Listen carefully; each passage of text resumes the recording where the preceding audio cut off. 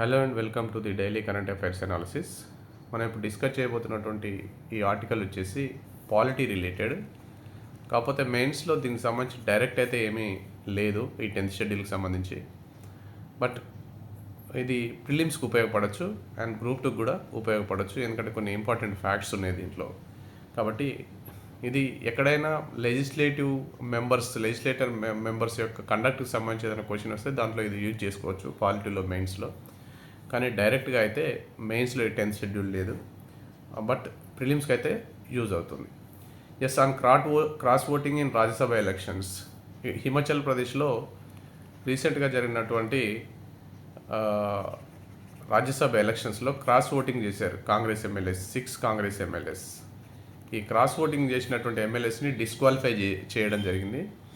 Disqualify చేయడం అనేటువంటిది cross voting చేసినందుకైనా లేకపోతే అదర్ రీజన్స్ ఏమన్నా అని చెప్పేసి ఆర్టికల్ డిస్కస్ చేస్తుంది. With the help of 2 landmark Supreme Court judgements కూడా దీనికి సంబంధించి వాటి హెల్ప్ తోటి, అదేవిధంగా 10th షెడ్యూల్ ఏం చెప్తుంది, ల్యాండ్ మార్క్ సుప్రీంకోర్టు జడ్జిమెంట్స్ ఏం చెప్తున్నాయి, సో పీపుల్స్ రిప్రజెంటేషన్ యాక్ట్లో ఏముంది రాజ్యసభ ఎలక్షన్ సంబంధించి అనేది మనం ఆ పాయింట్స్ డిస్కస్ చేస్తాం.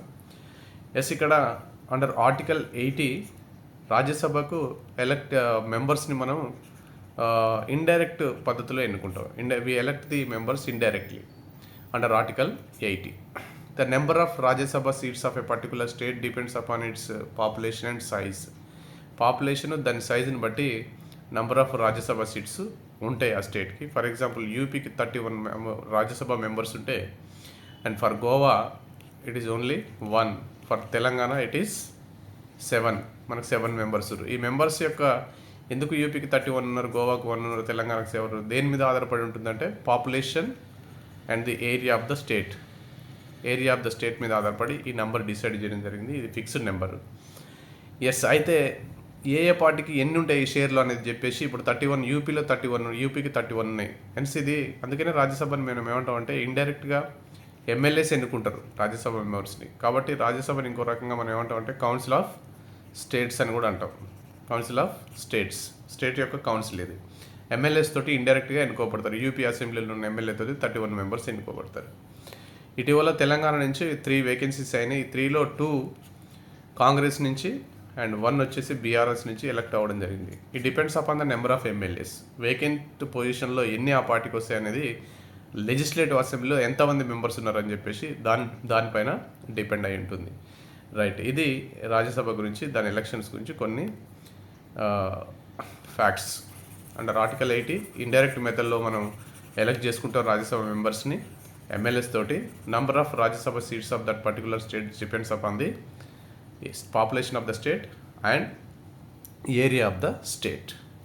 అంటిల్ 1998 ఇప్పుడు సీక్రెట్ బ్యాలెట్ ఓటింగ్ ఉండేది రాజ్యసభకి. ఎప్పుడైనా వేకెన్సీ ఉంటే ఎక్కడైతే అది స్టేట్ లెజిస్లేటివ్ అసెంబ్లీలోనే ఎలక్షన్ అవుతుంది. ఈ లెజిస్లేటివ్ అసెంబ్లీలో సీక్రెట్ బ్యాలెట్ తోటి ఓటింగ్ ఉండేది 1998 వరకు. కానీ ఇన్ ద 1998 అక్కడ ఏమైంది మహారాష్ట్రలో అంటే క్రాస్ ఓటింగ్ చేసారు సర్టెన్ కాంగ్రెస్ ఎమ్మెల్యేస్. వాళ్ళకు రావాల్సిన ఫిక్స్డ్ ఉంటుంది. ఖచ్చితంగా మాకు ఇంతమంది 40 మెంబర్స్ ఎమ్మెల్యేలు అంటే దానికి ఒక రాజ్యసభ మెంబరు దానికి అలొకేట్ అవ్వాల్సిందే, ఎలక్ట్ అవ్వాల్సిందే. కానీ అలా కాలేదు. ఫర్ ఎగ్జాంపుల్ చెప్తున్నాను, నేను దీన్ని ఎగ్జాక్ట్ నెంబర్ తీసుకోవద్దు. 1998లో రావాల్సిన సీట్ రాలేదు, రాజ్యసభ సీటు కాంగ్రెస్ పార్టీకి. బికాస్ ఈ సీక్రెట్ ఓటింగ్ వల్ల కొంతమంది క్రాస్ ఓటింగ్ చేసారు కాంగ్రెస్ ఎమ్మెల్యేస్ క్రాస్ ఓటింగ్ చేసిరని అర్థమవుతుంది. ఎందుకంటే నెంబర్ ఫిక్స్డ్ ఉంటుంది, నెంబర్ ఆఫ్ ఎమ్మెల్యేస్ మీద డిపెండ్ అయి ఉంటుంది రాజ్యసభలో వచ్చేటువంటి ఆ వేకెన్సీలో వచ్చేటువంటి షేర్ అనేటువంటిది. రావాల్సింది రాలేదు. 1998 వరకు ఇది అన్బయాస్డ్ జరిగింది. ఏ పార్టీ ఎమ్మెల్యేస్ దానికి వేసుకురు సీక్రెట్ బ్యాలెట్ అయినా. కానీ మహారాష్ట్రలో 1998లో క్రాస్ ఓటింగ్ చేసారు కాంగ్రెస్ ఎమ్మెల్యేస్. కాబట్టి ఈ క్రాస్ ఓటింగ్ని ప్రివెంట్ చేయడానికి, to prevent this cross voting, representation of people యాక్ట్ని అమెండ్ చేసారు 2003లో. In 2003 the section 59 of the representation of the people act 1951 was amend చేసి open ballot system was introduced. అంతకుముందుకు సీక్రెట్ ఉండే ఓపెన్ బ్యాలెట్ సిస్టమ్ని introduce చేసారు 2003లో త్రూ 59th సెక్షన్ అమెండ్మెంట్ చేయడం ద్వారా. Peoples representation of people act, RPI act 1951కి section 1951లోని సెక్షన్ 59 అమెండ్మెంట్ చేసి అంతవరకు సీక్రెట్ ఉన్నదాన్ని తీసేసి ఓపెన్ బ్యాలెట్ సిస్టమ్ చేసేసారు. And what is this open ballot system అంటే, when the elections are taking place in the legislative assembly for council of states, రాజ్యసభకి elections జరుగుతున్నప్పుడు the MLA who is a voter, అక్కడ voter ఉంటాడు కాబట్టి he has to show his ballot paper to the party representative. అతను vote వేయడానికి ముందు అతని ballot పేపర్ని he has to show the ballot paper, నేను మన పార్టీకే వేస్తున్నా అని చెప్పేసి ఆ మెంబర్కి బ్యాలెట్ పేపర్ చూపించాలి. ఒక ఆథరైజ్డ్ పర్సన్ ఉంటాడు, political party authorised person, like agent లాగా, మన జనరల్ ఎలక్షన్లో ఏజెంట్ లాగా విత్ ఇన్ ది అసెంబ్లీ లోపల పార్టీ రిప్రజెంటేటివ్స్ ఉంటారు. ఆ రిప్రజెంటేటివ్స్కి he has to show the ballot paper, then he has to cast his vote. If he has not shown his ballot paper to the authorized person, or if he has shown to other party person చూపించినా, అతని party పర్సన్కి చూపించకుండా vote cast చేసినా, then his vote will be disqualified. అతని ఓట్ని disqualify చేస్తాం. This is what was the amendment. Open ballot system అంటే ఇది. అతను ఖచ్చితంగా అతని పార్టీ రిప్రజెంటేటివ్కి చూపించాలి బ్యాలెట్, ఇతరులకు చూపించొద్దు, అతని పార్టీ రిప్రజెంటేటివ్కే చూపించాలి. దెన్ మాత్రమే his vote will be counted అన్నట్టు. This is what is open ballot system. Open ballot system విషయంలో the supreme court also upheld this open ballot system in Kuldip Nayar versus Union of India. 2006లోని Kuldip Nayar versus Union of India కేసులో supreme court upheld చేసింది. Yes, open ballot system is correct. ఎందుకంటే to check the corruption, corruption ఏదైతే ఈ secret ballot system వల్ల అప్పటి వరకు MLAs other party నుంచి బ్రైబ్ తీసుకొని కొన్ని క్విడ్ ప్రోకోలో వాళ్ళు ఆ పార్టీకి ఓటేసేటువంటి అవకాశం ఉంది. ఇప్పుడు ఇట్ ఇంక్రీజెస్ ట్రాన్స్పరెన్సీ అని చెప్పింది కోర్టు. ఓపెన్ బ్యాలెట్ సిస్టమ్ ఉండాల్సిందే, it increases the transparency, it prevents the corruption అని చెప్పేసి దేంట్లో Kuldip Nayar versus Union of India case 2006లో. ఇలాంటి ఫ్యాక్ట్స్ మనం ఫిలిమ్స్కు యూజ్ అవుతాయని చూసుకోవాలి. Kuldip Nayar versus Union of India కేసులో రాజ్యసభ ఎలక్షన్ల విషయంలో ఓపెన్ బ్యాలెట్ సిస్టమ్ని సుప్రీంకోర్టు అప్హెల్డ్ చేసింది. Supreme court opine that it ensures the transparency, ఇది ట్రాన్స్పరెన్సీని ఎన్ష్యూర్ చేస్తుందని చెప్పడం జరిగింది. Yes, coming to the point, ఎందుకు మరి ఇక్కడ 6 ఎమ్మెల్యేస్ హిమాచల్ ప్రదేశ్లో ఇటీవల డిస్క్వాలిఫై అయ్యారు. Why they have been disqualified? వాళ్ళు అండర్ 10th షెడ్యూల్ ప్రకారం డిస్క్వాలిఫై అయ్యారా, లేదా వేరే రకంగా ఏమైనా డిస్క్వాలిఫై అయ్యారా? What is 10th schedule?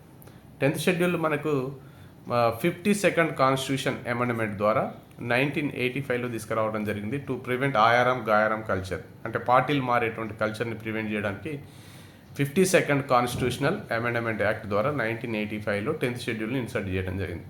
According to the 10th schedule ఏం చేస్తుందంటే, if a member of any political party voluntarily giving up his membership or if he votes against the party instructions in a house, ఈ 2 కేసెస్లో is liable for disqualification from the house. ఏం చెప్తుందంటే 52nd constitutional amendment, ఇప్పుడు according to the 10th schedule ఒక party ex member దానికి voluntarily resign చేసిండు ఫార్మల్గా, అంటే ఒక లెటర్ అడ్రస్ చేసిండు పార్టీ ప్రెసిడెంట్కి, then he loses his membership from the party, ఆ పార్టీ నుంచి మెంబర్షిప్ పోతుంది. అదేవిధంగా పార్టీ విప్ ఉంటుంది, అంటే విప్ ఏం చేస్తుందంటే పార్టీ ఏదైనా లెజిస్లేటివ్ బిజినెస్ అప్పుడు విప్ జారీ చేస్తుంది. You come and vote in favour of particular issue, yes or no, నీ విప్ ఎస్ అని చెప్తే ఎస్ అనాలి, నో అని చెప్తే నో అని ఓట్ వేయాలి. That is what is whip. ఇప్పుడు పార్టీ విప్కి అగెనెస్ట్గా ఓట్ వేసిండు అనుకోండి, లేదా పార్టీకి విప్కు అనుకూలంగా ఓట్ వేయలేదు, అగెనెస్ట్గా ఓట్ వేసిండు, అప్పుడు ఈ will be disqualified under 10th schedule. అవునా? ఒక కాంగ్రెస్ పార్టీ మెంబర్ ఉన్నాడు స్టేట్ అసెంబ్లీలో, ఆ పార్టీ విప్ ఇష్యూ చేస్తుంది బిఫోర్ బడ్జెట్ ఇంట్రడ్యూస్ చేసినప్పుడు, బడ్జెట్కి అందరూ కాంగ్రెస్ ఎమ్మెల్యేస్ అంతా ఓటేయాలని చెప్పేసి విప్ ఇష్యూ చేస్తారు. వాళ్ళందరూ కాంగ్రెస్కు విప్ ఇష్యూ చేసినప్పుడు అటెండ్ అవ్వాలి, ఓటేయాలన్నప్పుడు ఖచ్చితంగా అటెండ్ అవ్వాలి, ఓటేయాలి. అటెండ్ అయ్యి ఓటేయకపోయినా డిస్క్వాలిఫై అవుతారు. విప్కి అగెన్స్ట్గా ఓటేస్తే డిస్క్వాలిఫై అవుతారు. This is what is 2 conditions, ఒకటి voluntarily giving up and voting against the whip. Party విప్కి అగెన్స్ట్గా ఓటేసినప్పుడు లేదా వాలంటరీలీ రిజైన్ చేసినప్పుడు అతను డిస్క్వాలిఫై అవుతాడు. ఈ వాలంటరీ రిజిగ్నేషన్ అంటే కేవలం ఫార్మల్గా లెటర్ రాయడమే కాదు. సుప్రీంకోర్టు ఏమని చెప్పిందంటే, Ravi S Naik and Sanjay Bandekar versus Union of India case 1994లో వాలంటరీలీ గివింగ్ అప్ అంటే not only formally writing a letter to the party president ఒక ఫార్మల్గా లెటర్ రాస్తేనే వాలంటరీ గివింగ్ అప్ కాదు, అతని కండక్ట్ కూడా చూడాలి, inside and outside the house బయట అండ్ లోపల అతని ప్రవర్తన ఎట్లా ఉంది ఆ పార్టీ పట్ల, ఫర్ ఎగ్జాంపుల్ ఆంధ్రప్రదేశ్లో వైసీపీ ఎంపీ రఘురామకృష్ణరాజు ఉన్నాడు. అతను పార్టీ హౌస్ లోపల హౌస్ బయట ఎప్పుడు అతను వైఎస్ఆర్సీపీకి అగెనెస్ట్గానే మాట్లాడతాడు. దట్ మీన్స్ అతని కండక్ట్ ఆ పార్టీకి అనుకూలంగా లేదు. This is also amounts to disqualification అని చెప్పింది. Ravi S Naik and Sanjay Bandekar versus Union of India కేసులో అతని కండక్ట్ ఆధారంగా కూడా అతను డిస్క్వాలిఫై చేయొచ్చు. Not only formally writing to the party president, even if is conduct inside and outside the house also consider for disqualification consider చేయొచ్చు అని చెప్పేసి Ravi S Naik and Sanjay Bandekar కేసులో చెప్పింది. ఇది కూడా ఇంపార్టెంట్ కేసెస్. అయితే ఇక్కడ ఈ 6 MLAs డిస్క్వాలిఫై అయింది not because they have cross voting చేసినందుకు డిస్క్వాలిఫై అవ్వలేదు రాజ్యసభ ఎలక్షన్స్లో. ఎందుకంటే cross voting in Rajya Sabha election does not come under the legislative business అయినప్పుడు మాత్రమే 10th షెడ్యూల్ అట్రాక్ట్ అవుతుంది. 6 MLAs ఎందుకు డిస్క్వాలిఫై అయ్యారు అనేటువంటి దాన్ని మనం ఇక్కడ ముఖ్యంగా గుర్తుపెట్టుకోవాల్సింది. Not because of voting against the party విప్కి అగెనెస్ట్గా ఓటేసినట్టు కాదు. బికాజ్ ఓటింగ్ అనేటువంటిది it does not come under the legislative business. అది లెజిస్లేటివ్ బిజినెస్కి రాదు. ఏదైనా ఒక బిల్లుకి సంబంధించి ఓటింగ్ మాత్రమే లెజిస్లేటివ్ బిజినెస్కి వస్తుంది. ఫర్ ఎగ్జాంపుల్ బడ్జెట్ కానీ ఏదైనా చట్టం కానీ చేస్తున్నప్పుడు, ఏదైనా లా మేకింగ్ ప్రాసెస్లో బిల్ ఇంట్రడ్యూస్ చేసినప్పుడు దానికి అగెనెస్ట్గా ఓటేసినప్పుడు మాత్రం it comes under the legislative business అంటారు. మనం లాస్ చేసేదాన్ని బడ్జెట్ దీన్ని లెజిస్లేటివ్ బిజినెస్ అంటారు. ఓటింగ్ మాత్రం లెజిస్లేటివ్ బిజినెస్ కాదు. ఓటింగ్ అనేటువంటిది it's a part of 19(1)A freedom of expression. అది ఓటింగ్ అనేటువంటిది లెజిస్లేటివ్ బిజినెస్కు రాదు. మరి ఎందుకు డిస్క్వాలిఫై అయ్యారు అంటే the members of Congress party, 6 members were disqualified, not because they have voted against the party's wishes, because they for defying the party whip and being absent during the passage of the budget in the assembly. వాళ్ళు ఎందుకు disqualify అయ్యారు అంటే వాళ్ళు absent అయ్యారు. Budget ప్రవేశపెట్టినప్పుడు budget మీద voting కోసం వాళ్ళు absent అయ్యారు. పార్టీ విప్ని డిఫై చేసిరు. దాని వ్యతిరేకంగా పార్టీ అందరిని అటెండ్ కామని చెప్పినప్పుడు ఆ 6 MLAs అటెండ్ అవ్వలేదు. పార్టీ విప్కి అగెనెస్ట్గా వాళ్ళు వెళ్ళిర్రు. ప్యాసేజ్ ఆఫ్ ద బడ్జెట్ జరుగుతున్నప్పుడు అసెంబ్లీలో వాళ్ళు ఆబ్సెంట్ అయ్యారు. అందుకని డిస్క్వాలిఫై అయ్యారు.